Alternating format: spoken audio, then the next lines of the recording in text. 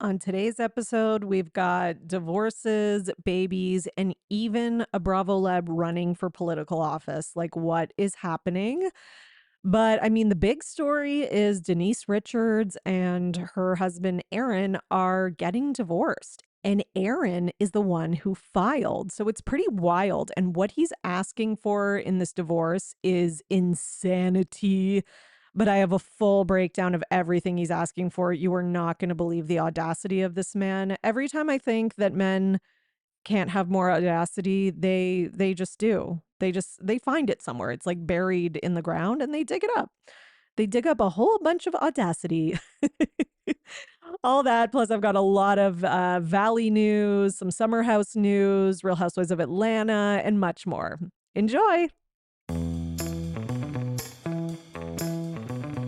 Welcome to the Bravo Papers, a safe space for all us Bravo fans who love to analyze, deconstruct, and talk about our favorite Bravo shows ad nauseum.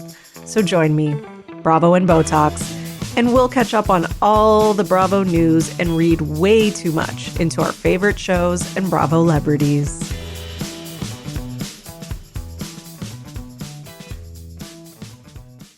Hello, everyone, and welcome back to another episode of the Bravo Papers, Bravo Weekly News, here with your host, Emily, also known as Bravo and Botox, here to bring you all the Bravo gossip, drama, tea, all that kind of stuff that is going on. And we have a pretty big story to start with today, which is that Denise Richards and her husband, Aaron, what's his last name? Vipers, file for divorce. So specifically, Aaron filed for divorce. This is pretty crazy because they haven't been married that long. They've only been married for 6 years. So, yeah, was I surprised to hear this? Yes, especially because like they just started a TV show together and I did watch Denise Richards' show. It was actually pretty good. I will say that it was not super like drama filled. Like most of the drama was between her two daughters, but yeah, looks like Aaron's bringing the drama now. So, we saw them when they were engaged on Real Housewives of Beverly Hills. We saw them have their little wedding, all that kind of stuff. And I think that there were not necessarily like cracks in the relationship, but there were definitely red flags from Aaron. Right? Like when they were at that dinner and they were kind of like coming after Denise and he was trying to like get into it with the women. And then when they left, she was like squeezing his hand he was squeezing her hand really hard. And, she said that hurts or whatever. So, there were, and him just with the whole like conspiracy theories and like someone's following us from, the pharmaceutical company. There's a car trailing us. And like, it was just a little, I don't know. It was all just a little weird, and I just think that he was always a little red flaggy. You know what I mean? Like, and I'm not saying like Denise Richards is like perfect or anything, but he's always been a weirdo. I've always thought he was so weird, and maybe she was a little blinded by his appearance. So I don't know. It did seem like their relationship was very sexual, like that they had a lot of sexual chemistry, etc. But in terms of like, I don't know, a deeper connection. I don't know. I'm sure. Listen, I don't know them. I've only seen them on TV, but, I didn't see it that often. But, case in point, he is, okay, wait, he is seeking spousal support from Denise. So here's the other thing is that there has been kind of chatter and this from before this about him sort of using her for money or being a little bit of a moocher. He is seeking $105,000 in spousal support, which is pretty crazy. Okay, so in the filing, Aaron is seeks a 20K a month budget to support his clothing. Okay? He wants 20K a month to buy clothes. I have never seen this man without like jeans and a t-shirt and flip-flops. So, okay. he's asking for 15K a month on dining out, 10K a month on groceries, 5K a month on laundry, 15K a month on entertainment, and 7K a month on childcare. Although he also claims that there are no minor children in the divorce. But what about Eloise? So I guess he didn't adopt her? Like, I thought he adopted her, but from what I'm seeing online, he didn't actually adopt her. So that was another thing that I don't know, like, I think that we were sort of misled about. I'm not sure why. Maybe like Denise just wanted to make him out to be, you know, better than he is. So Aaron filed for divorce on Monday, and he lists, irreconcilable differences, etc. The date of separation is July 4th.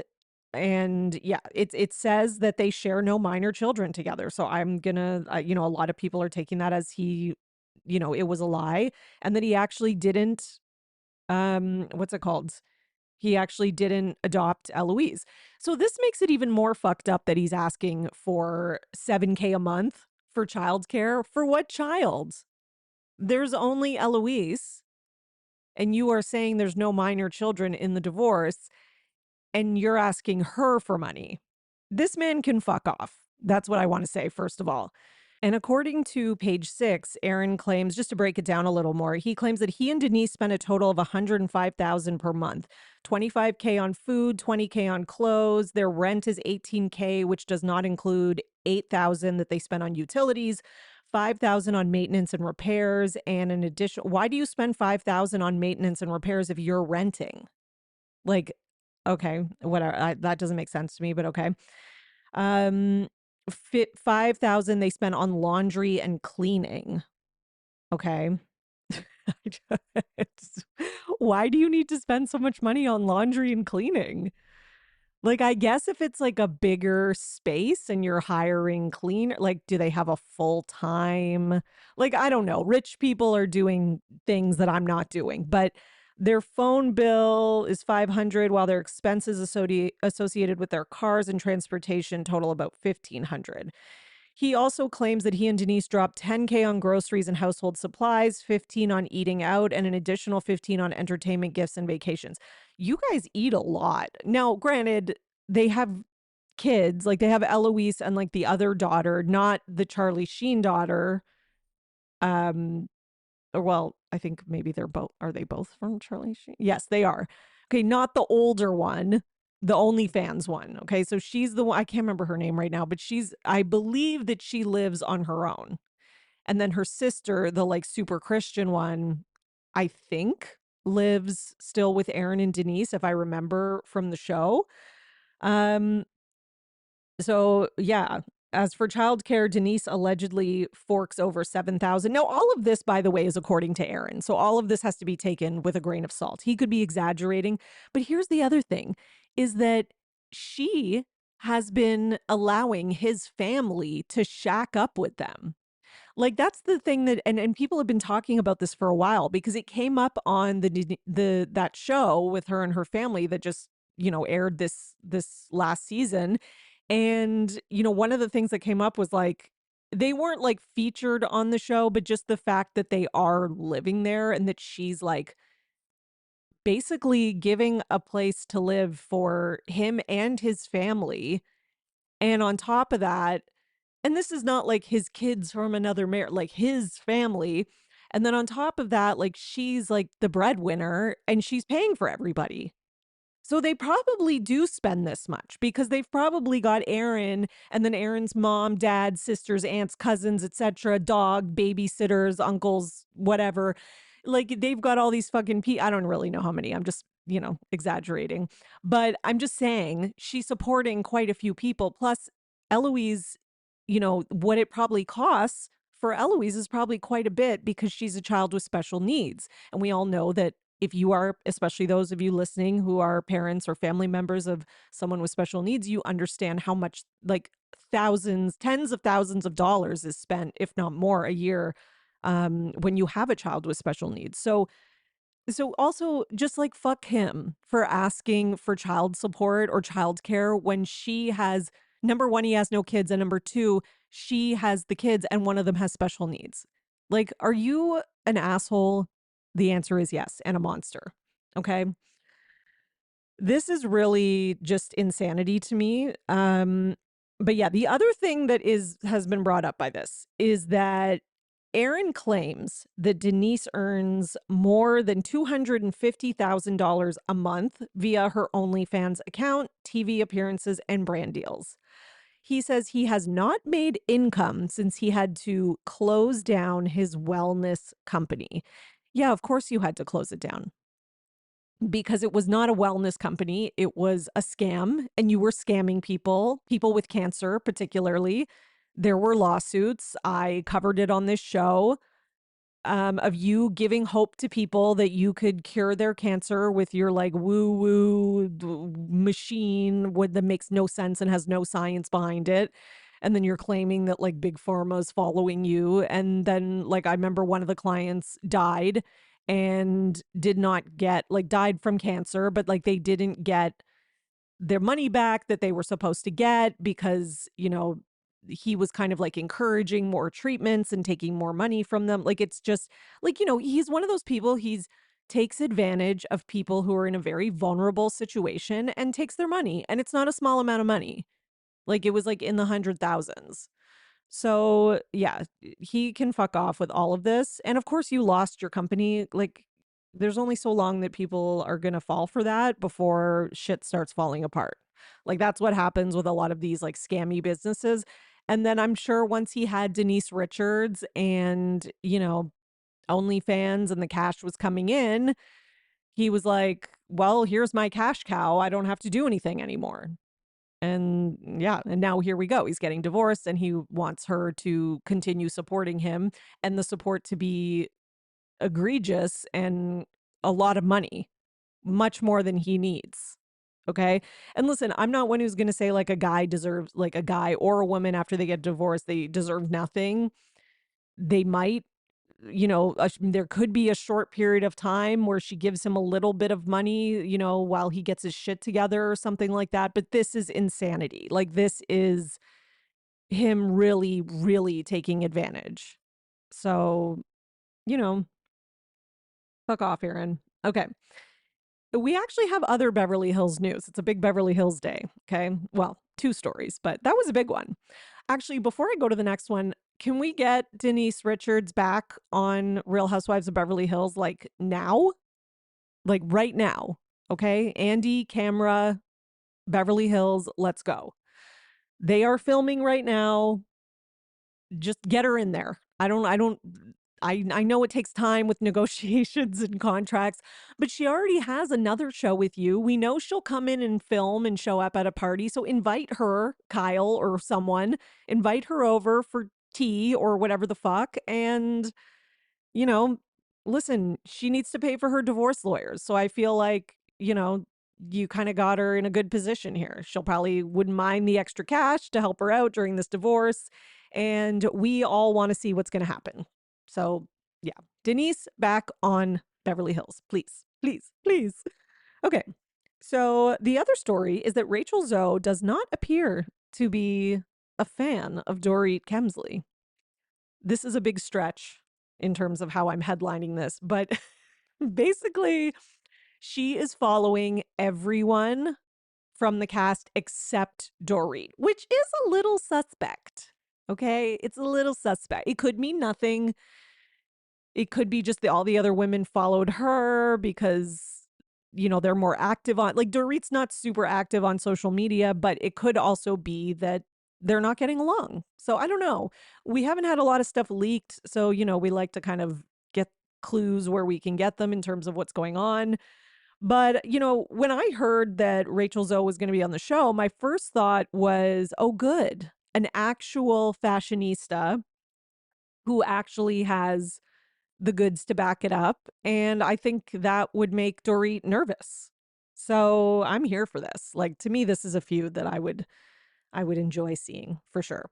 So let's go to some Real Housewives of Orange County news, which we're all excited about because it premieres on Thursday this week, by the way. Yay! So looking forward to that because we definitely need another Housewives show on our roster.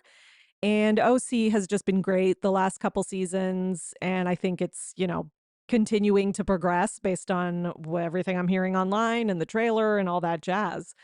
So Emily Simpson says that she actually had to hire an attorney because of the drama that goes on this season with Katie. Okay. So here's the quote. So she was on um the So Bad It's Good podcast hosted by Ryan Bailey. And this is what she said. She said, I did hire an attorney because there's a real problem. The issue is it's difficult enough to be on a reality TV show with a family and children and a husband and deal with other women. Then why do we have these boundaries? And that's why we have these boundaries in place. And I feel like we do abide by them. And when someone doesn't and they go outside of that, then that's what's scary. It's hard enough to deal with the public and public opinion, etc. It's hard to deal with the comments, DMs, tweets. We don't need to add a layer of people to be concerned about. Now it's become these housewives blogger people inserting themselves into the episode, and it's like I already have enough to deal with concerning the other women. And then she says that basically she hired an attorney because there was stuff going on, there was like things going on, quote unquote, behind closed doors. And, she hints at a scary reason she hired an attorney. Okay. So her and Katie are not friendly. They are not friends. I don't know what's going on. I have heard kind of like word on the street that there is some like blogger drama. Okay, I'm not team Emily. Have no idea what happened. I'm already team Katie because I just like Katie. But again, once I watch the season, I reserve the right to change my mind at any minute and to go anti Katie if she's way out of line. So we shall see. But based on just like the drama from last season, I'm team Katie for now. Okay. So that's just where I stand right now because it's a show and it's fun to like could be like team whoever. I'm not taking it too seriously. But what I will say is that I do agree with Emily about one thing, which is I hate when, quote unquote bloggers are getting involved in the show. Okay. And as a Bravo content creator, podcast host, I don't understand the desire to get involved in the actual show. I think it's insanity. The fun thing about the show and the drama on the show is that it's not my drama. That's what I like about it. I've got my own problems, okay? They're enough. I don't need to be involved in these people that, quite frankly, I don't know and I don't give a shit about. Like, I don't give a shit about them in a real way. Like, I care about them in the sense of, like, I'm into their storylines as, like, TV characters, but, like, I don't know them. Like, I don't know what they do day to day. Their lives are not, you know what I mean? So I do find it weird when that happens. So basically, she said it's become these housewives blogger people inserting themselves into the episodes. Yeah, that is happening. And I do think that like it became a thing on New Jersey. And to be honest, I really resent those people who get involved in it, like the bloggers, etc., because I think it ruins the show. And you're ruining my show. And I want the show to be good. So, sometimes it can be done in like kind of a fun way, depending on the like I don't want to say like across the board because I guess there's the whole like Monica, um, reality Von Tease, but that was kind of like it was like the cast members themselves were like behind the account. So that almost kind of made it, a little bit different because it was the actual housewife who got on the show and they didn't necessarily know about it. But it is different when it's just like, kind of like what happened with Salt Lake City last season with like Whitney and that blogger guy. And then, she takes his word for it and then she turns on him. And then like, it's just like, you can't trust anything. You don't know what's going on and what's true and what's not. And I just feel like I think it's something that Bravo needs to kind of take a stand on because I think it's a lot of people trying to get clout. Like they want their name to be said on the show, they want their voice, they want to be on the show in some way. Like, I don't know. So I know who the blogger is that they are talking about, okay, who is like allegedly involved in this. I don't think that Bravo is going to say their name. I'm not going to say their name because I'm not giving these people attention. But I do think that I don't think they're going to say their name on the show. I think Bravo is going to do what they're kind of trying to do, which is to give like a little fuck you to these people who are trying to do this by not mentioning them and by just saying like blogger, online account, whatever, because I think on Jersey, like it came out and they said the name, etc. And then Jersey ultimately ended up being a disaster. So I think they're going to avoid going down that road. That's just my opinion. I don't think we're going to see the name of this person mentioned on camera. And I think if it is, it'll be edited or whatever. So yeah. Anyways, I will say who it is on my Patreon. Okay. You can find it if you really need to. Just go on Reddit. Okay. Go on Reddit. You will find that's my clue to you. Okay. Okay. Let's get to our next story, which is The Valley. Oh man, I just finished watching this week's Valley episode. I have so many thoughts. Oh my God. What a crazy episode. The audacity of people. I am recapping it on the Patreon.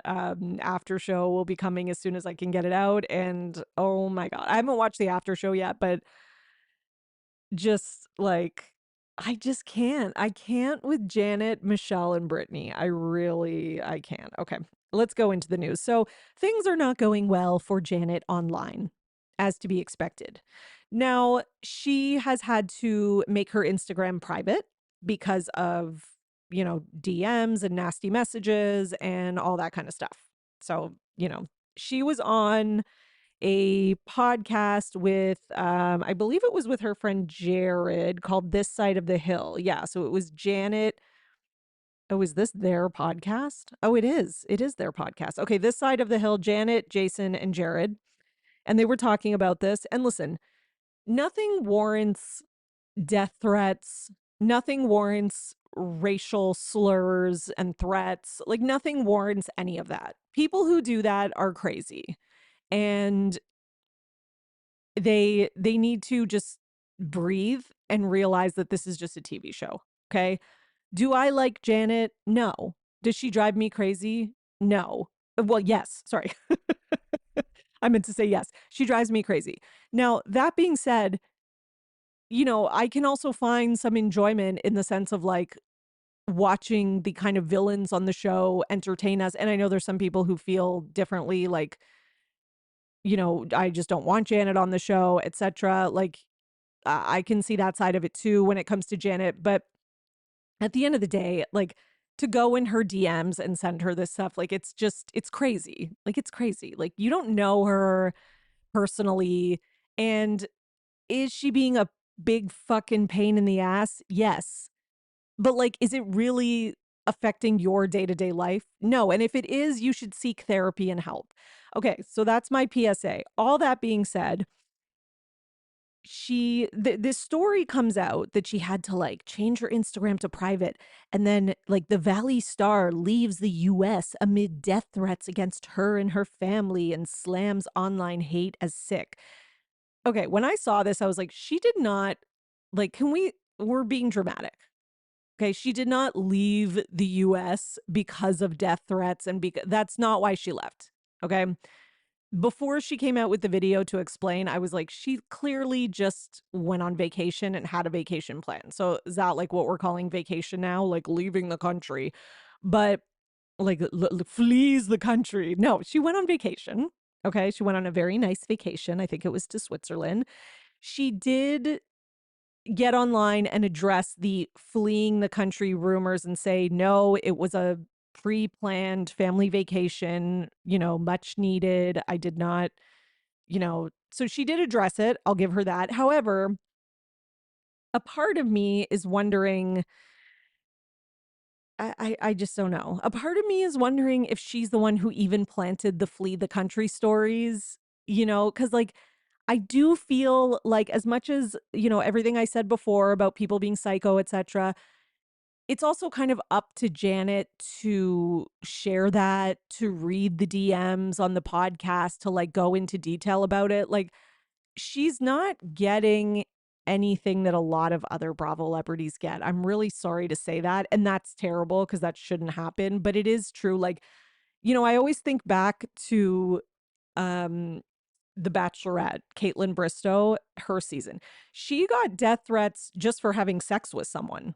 Which it's funny because now, like, we watch Love Island, everyone's fucking everybody and no one cares. But like at that time, people had very like slut shamey opinions. It was like the like early 2000s, whatever. It was like that was like a lot of people were toxic in that sense. So I remember at that time being like, I can't believe people are this upset about this.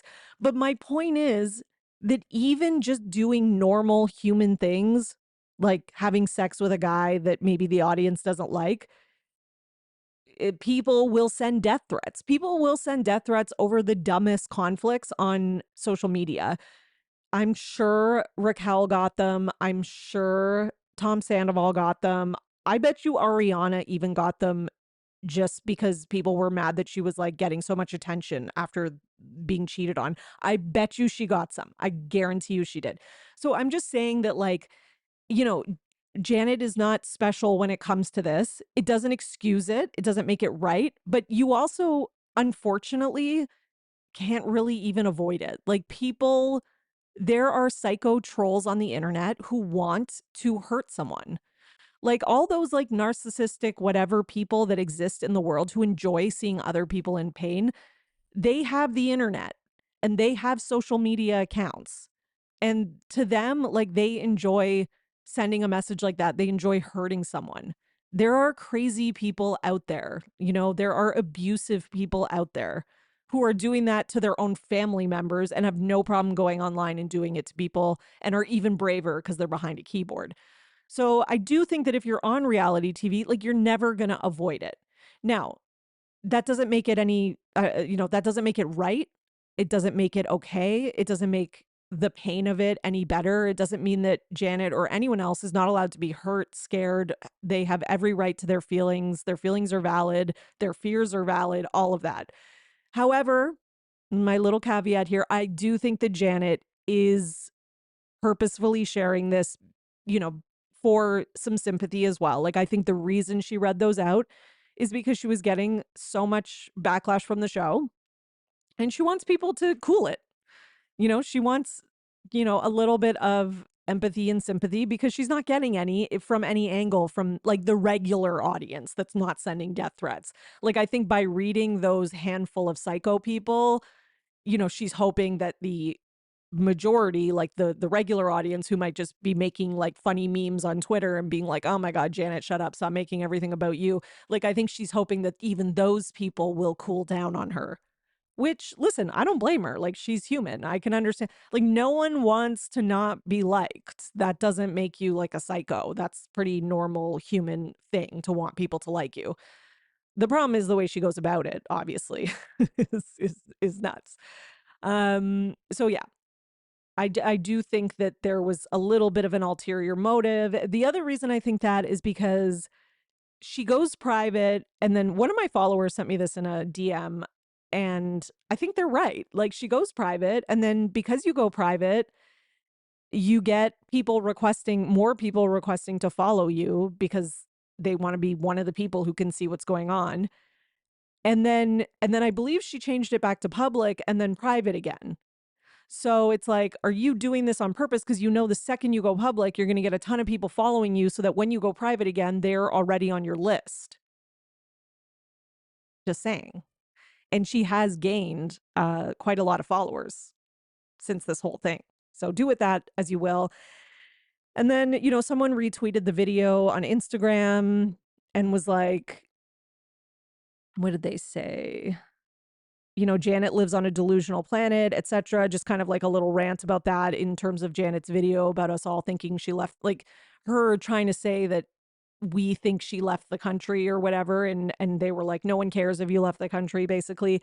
And Kristen replied, Dodie, and said, I'm really trying to keep my thoughts to myself. Laughing face emoji. So listen, Kristen's been in this game a long time. She's not falling for this shit. I think Kristen knows that there is a little bit of a game being played here with Janet and this like leaving the country thing.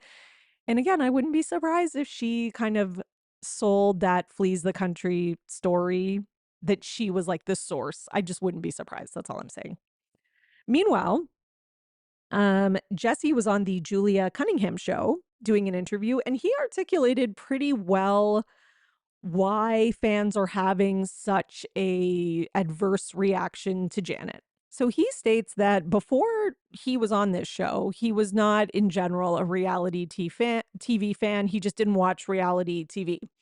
He said he did watch Vanderpump Rules because his friends were on it, specifically Jax, and he wanted to kind of like see what it was all about. But he said that he does know that Janet is like a legit reality TV fan. And she is someone who watches a lot of reality TV, kind of knows how it works, like, really into it, that kind of thing. So he says that he thinks the reason like the audience is, going in so hard on her, specifically about the dinner that they had where she was like accountability or whatever, is because it's like her and Jason are not creating their own storyline about their own lives. Instead, their storyline is always about other people and kind of Janet inserting herself into other people's shit without really, also being vulnerable about what's going on in their life. Like he even said, like, what do we know from watching the show? What do we know about Janet and Jason? And listen, I think he's absolutely correct. What do we really know? We know they had a baby. Last season, we knew she was pregnant and sensitive, and that's really it, right? Like, they're not, like, they don't have their own storyline. Like, even, like, say what you want about, like, how entertaining the other people's storylines are, but at least they have storylines.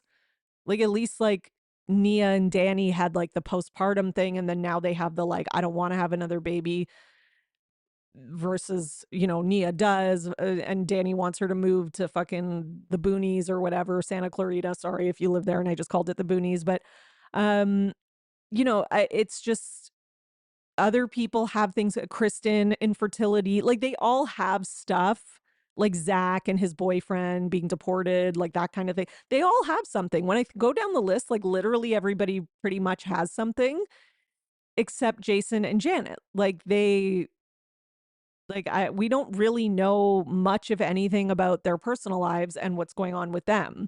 So it is funny to see them kind of like pointing their fingers at other people, not like sharing or being real, because they were totally part of that. When Brittany had her meltdown, they were like, on the first initial cast trip, they were very much like, oh, like she's right. Brittany's sharing everything, and Danny and Nia don't share anything. And it just seems like their whole purpose on the show this season is to share every piece of dirt on Danny possible. So yeah, I think he's right. And I think reality TV fans, we don't like to be told who to hate. Okay. Even if everything about Danny is true and he sucks, we don't like to be told Danny is a bad guy, you must hate him. Even if he totally is. We want to do it on our own time. Okay? We don't want Janet or someone like Janet on TV telling us you should like me, you should like this person, and you shouldn't like this person. This is a bad person because da da da. Like we just want, just live your life.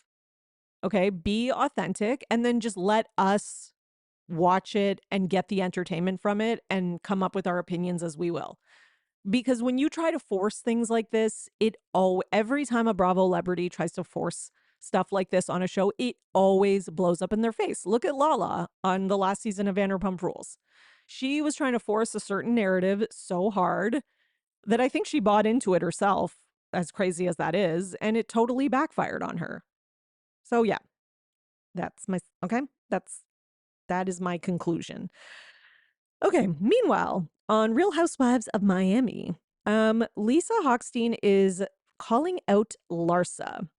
So she says, basically, she did this little video that she recorded of herself, just kind of like responding to a lot of things that Larsa has said and done. And, I saw it within like, it was posted. Like, I think it was just one of those like moments where I just happened to refresh my feed and she had just posted it. So I was one of the first people that commented on it.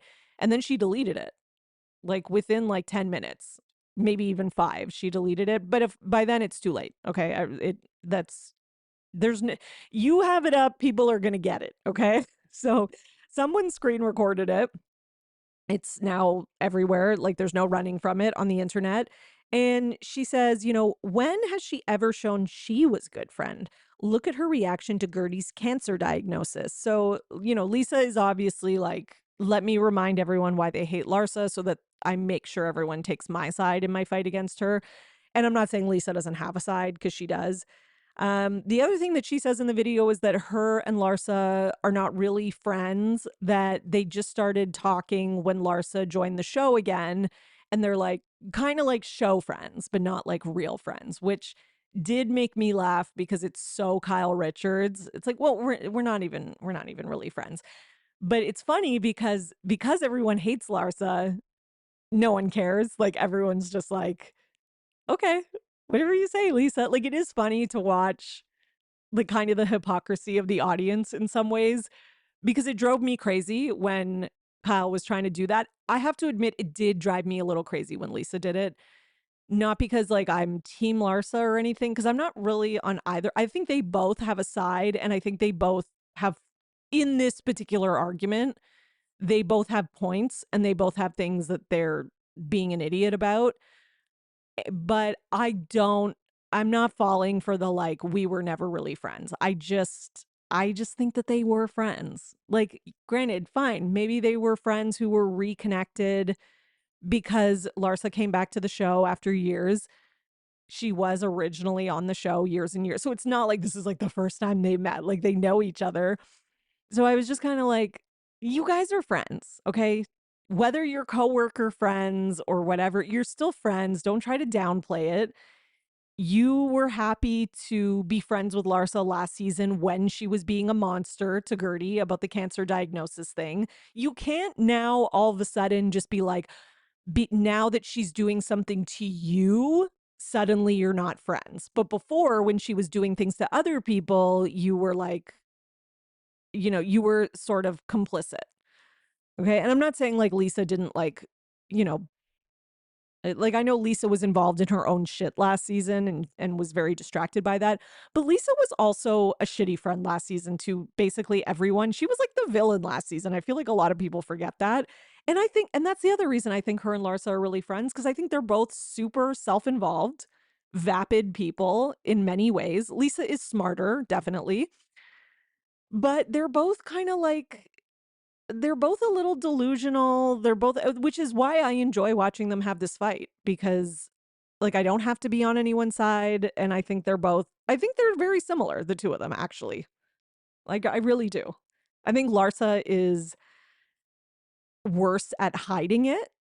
I think Larsa doesn't know how to not be Larsa, whereas Lisa knows how to, like, play things a little and cares a lot more about the audience opinion, which is why she's doing this video. She's constantly like commenting on posts lately. Like there was another one where somebody posted, okay, so in this week's episode, there's going to be this whole scene where Lisa's like 2 hours late for somewhere that they're going and Stephanie tells her off. Okay? And then on Instagram, someone posted and wrote, Stephanie is clearly doing Larsa's bidding. Nobody should be kept waiting, but Lisa doesn't deserve to be spoken to like that by somebody who doesn't even know her. So the somebody being Stephanie. There's a way to get your point across without being disrespectful. And then Lisa commented on this and said, Larsa is working overtime with the cast, trying to get them to dislike me. Ask me how I know, with winking faces. Like, it's like, she's very much in the comments and I'm all over the place. And then recently she started following me and then she unfollowed me and then followed me again. Same as Alexia. I'm like, I don't know what's going on with these Miami women. They keep following and then unfollowing and then following like 2 hours late. I'm like, you guys just shh. Okay. Don't follow me. I don't need you to follow me. And also get out of the comments, like, just, that is one thing that I think more reality stars, I almost think more reality stars would benefit from just not reading and getting involved in all this stuff, because it allows them to live more authentically, and to just kind of be who they are, even if who they are is a terrible person. Because, I mean, listen, we're not watching this show for, like, Mother Teresa and for, like, moral compasses. At least I'm not. And people who are need to check themselves. Okay. That's it for Miami. Let's go to Summer House because Amanda was on virtual reality recently, and they asked her about the whole prenup thing and how she did not get a prenup with Kyle and kind of her thoughts on that now. And basically, what she said was, I fucked up. And then she says, she goes, I messed up with that. And then she goes, I messed up major. Like, she reiterates it and then adds, like, and then adds in the, like, major. So I thought that was very interesting. And she says that when she was getting married, like, she just felt like there was kind of this stigma about prenups. Like, it's sort of like, if you get one, it means like you don't really believe in the relationship or you're going to get divorced. And she said everything she'd ever seen in like movies and on TV is like, had like bad connotations, which I can understand that. However, you are also an adult with a brain, who has the ability to, who we live in the information age.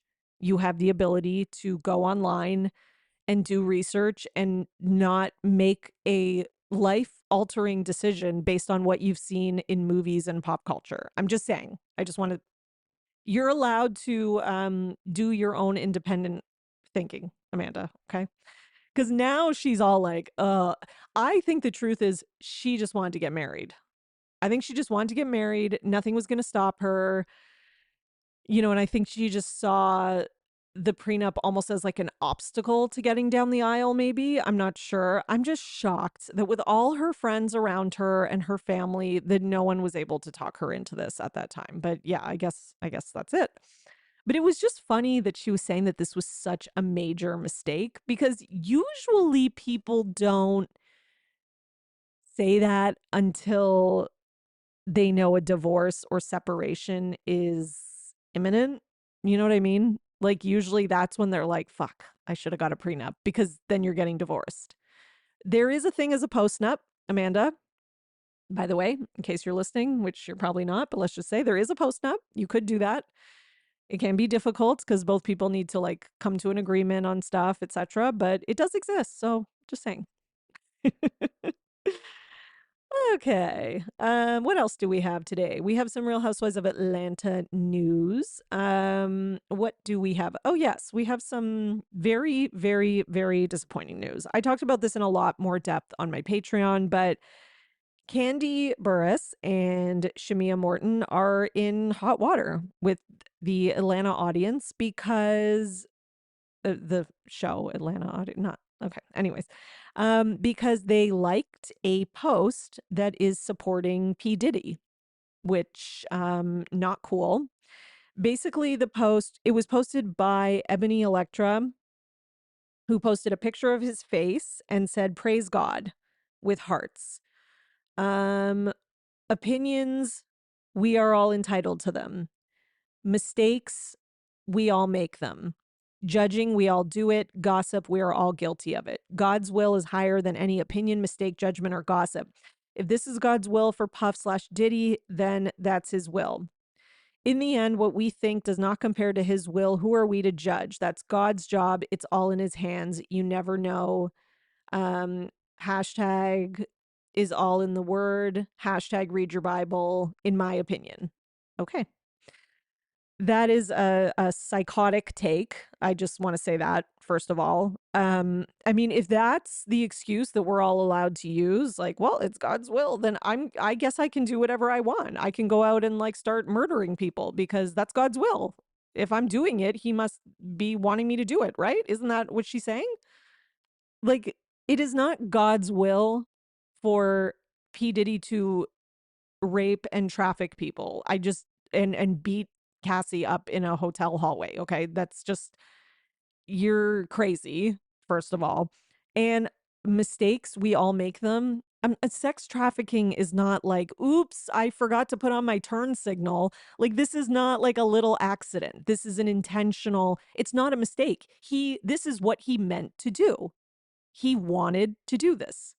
This was intentional, premeditated, planned. This was a business for him. This was a organized crime. Like, this is not, someone who had like a momentary lapse of judgment. This is an ongoing pattern of years and years of mental, sexual, emotional, physical abuse. So, like, listen, I'm preaching to the choir. I know that. I know we all know this. It's just, well, I thought we all knew this. I'm very disappointed.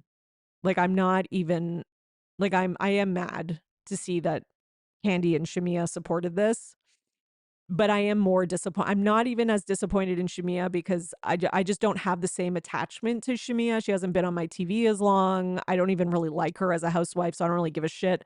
She can run along. I don't need to see her on TV again. But Candy, like, can fuck off. Like, I've always been a Candy apologist, supporter. I'm not like a stan, but I have always just liked her in general.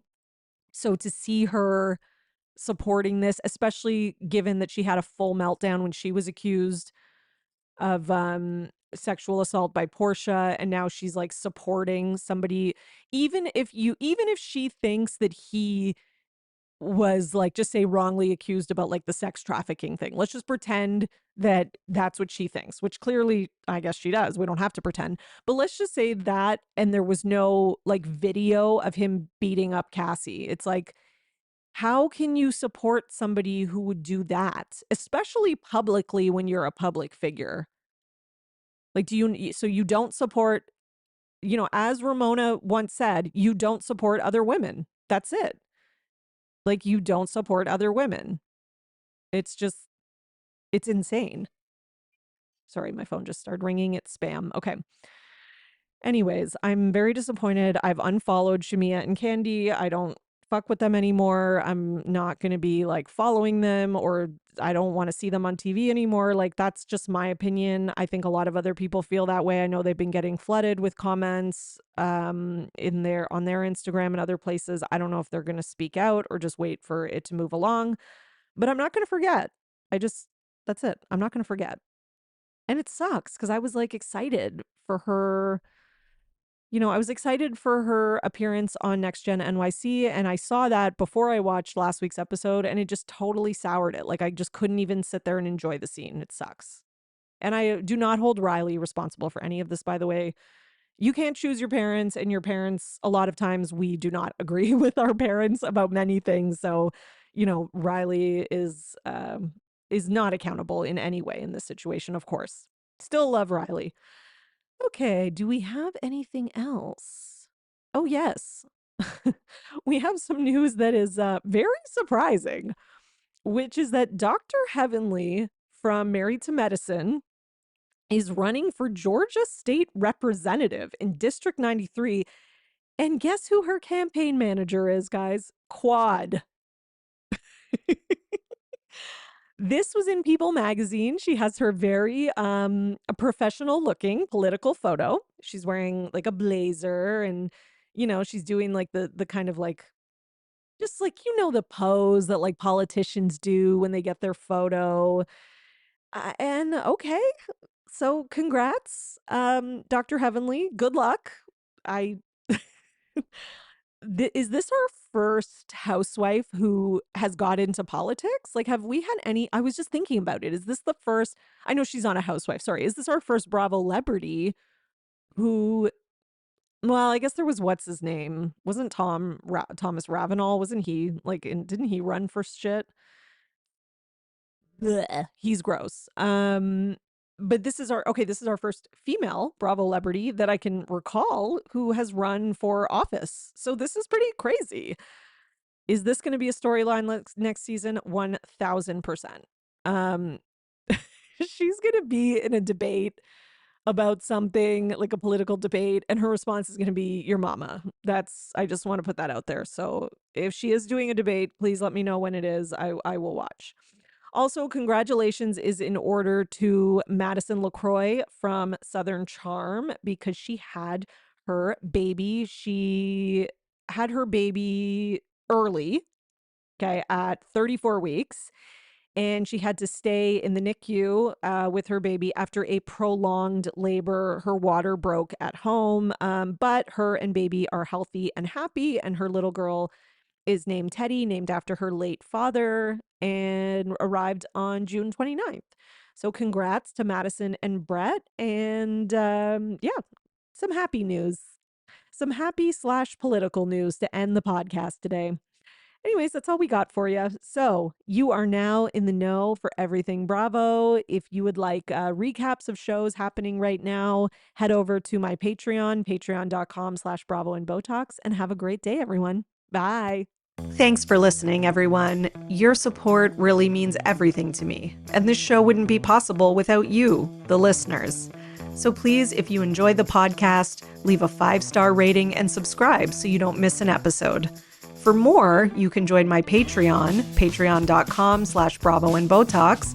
And for $5 a month, you'll get 4 extra podcast episodes a month. You'll also get early releases of Bravo Paper episodes and more. Please also subscribe to my YouTube channel at The Bravo Papers and follow me on Twitter, Instagram, at Bravo and Botox and at The Bravo Papers. If you'd like to buy me a coffee, you can at buymeacoffee.com/Bravo and Botox. Send your love through some much needed caffeine. And any guest that was on today's episode will be in the show notes, all their social media and contact information. So thank you so much, everyone. Keep overanalyzing Bravo.